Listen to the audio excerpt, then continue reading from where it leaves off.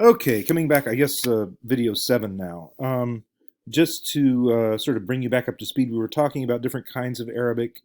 The point here is diglossia. Diglossia, di means two, gloss means language. So two languages means two levels of language, high and low. If you remember, or you remember hearing about Latin, how it was used in Europe in the the Middle Ages, or even up into the 1600s, 1700s.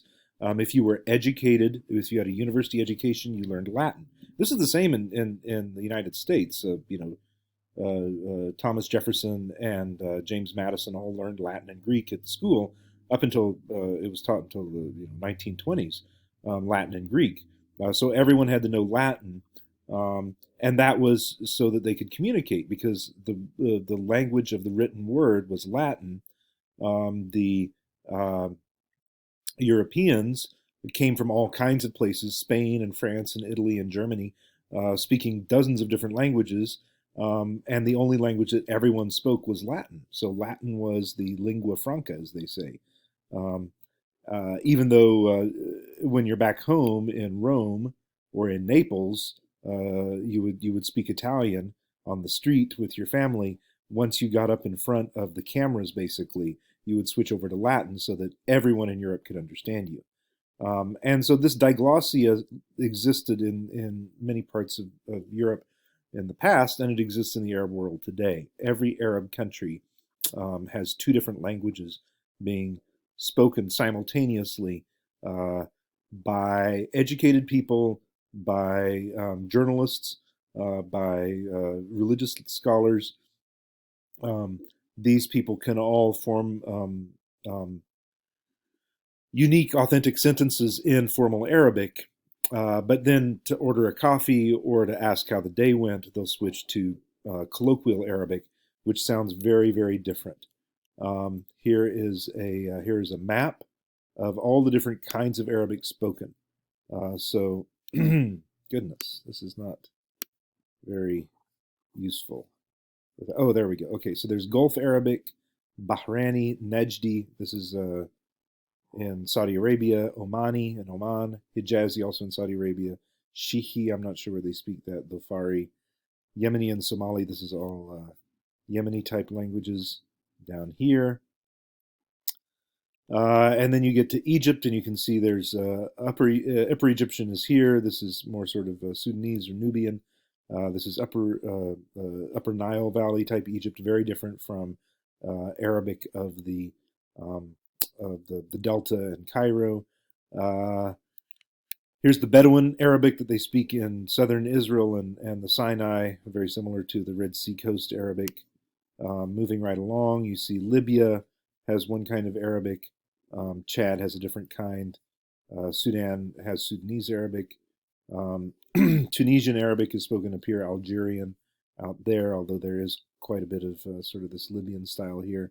And then this is Moroccan Arabic, and this is uh, the Mauritanian type Arabic.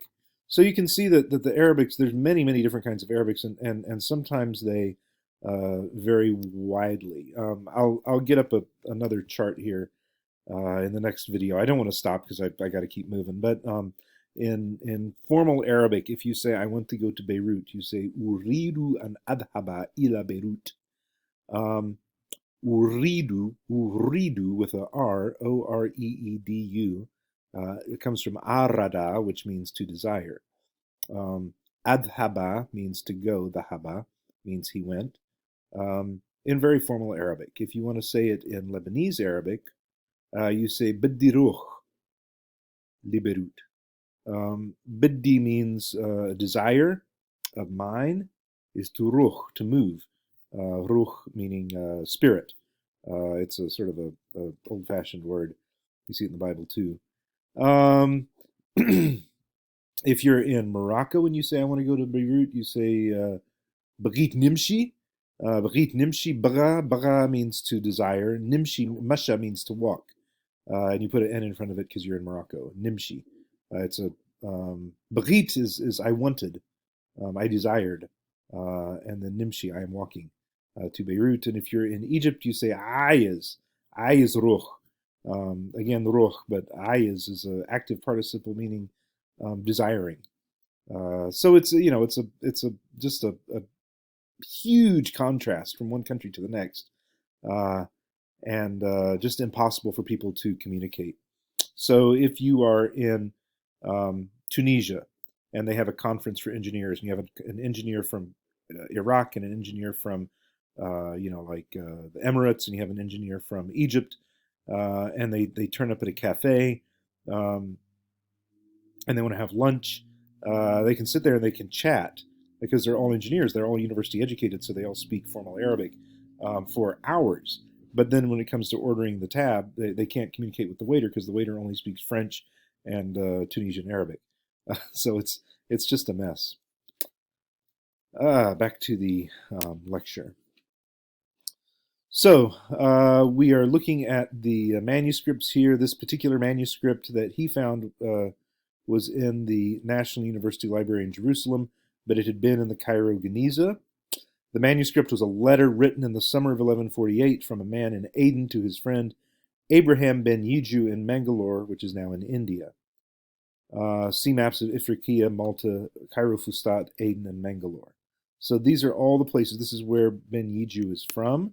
We can just use this map here. This will work. Actually, no, it doesn't, because we don't get to India. So we've got Tunis, where they're from, where the family's from. The family later, there's like wars or something, and they have to become refugees in Sicily, and so they're in Sicily for a while. In Malta, there's Malta. Then they end up in Fustat in Cairo for a while, and then Abraham ben Yiju ends up in Aden, and then he gets driven out. There's some kind of bad stuff goes on there, and so he leaves Yemen and he moves to Mangalore down here. Mangalore is in southern India. You can see here we've moved continents from basically Europe to Africa to Arabia to India. And so he's down here in Mangalore, and then he eventually ends up back in Aden for a while, and then his letters ended up back in Fustat, back in Cairo. So there you have it. The letter mentions an unnamed Indian slave of Ben Yiju's who's been sent to Aden by his master, who is still in Mangalore. As an Indian living in an Arab and Muslim country, that is Egypt, this is Ghosh, he identifies with this slave and decides to learn more about him. So that's the trail that he starts following, and he learns so much. Ben Yiju himself had lived in Egypt before moving on to Aden and Mangalore. At that time, Egypt was the capital of the Fatimid Empire, an Arab Shiite empire. We talk about Shiite, Shiites being in Iran and in Iraq, but from 909 to 1171, there were lots and lots of Shiites in Egypt, and they just converted to Sunnism after our guy Saladin. So the Ben Ezra Synagogue, where Ben Yiju worshipped, had been rebuilt in 1025. So it was a new structure when Ben Yiju arrives there in the 1100s. Gender division: men have a public entrance, and then women have a secret entrance. The origins of Ben Yiju's family are in Tunisia. They were North African Jews were very successful in the Indian Ocean trade route from Cairo to Aden to South Asia. Many of these joined the Palestinian congregation of Ben Ezra. So Ben Ezra was a congregation from people from Jerusalem, from Palestine, who had moved to Cairo and were not like original Cairene Jews. So this group of people had travels. This was a group of people whose travels and breadth of experience and education seem astonishing even today on a planet thought to be newly shrunken. Maimonides himself was the greatest of these members. Maimonides ibn Maimun is the great theologian in Judaism. He's just a brilliant guy. He's also a philosopher, and he was professionally a medical doctor. So tune in next time, and we'll talk about Maimonides.